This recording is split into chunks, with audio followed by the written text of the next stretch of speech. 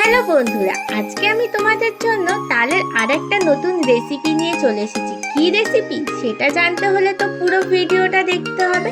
আজকের রেসিপির নাম হলো তালের ক্ষীর। এটা বানানোর জন্য প্রথমে তালটাকে ছাড়িয়ে নিতে হবে, তারপরে ভালো করে ছেড়ে নিতে হবে। এই ক্ষীর বানানোর জন্য প্রথমে লাগবে একটা নারকেল, আর লাগবে অল্প একটু দুধ।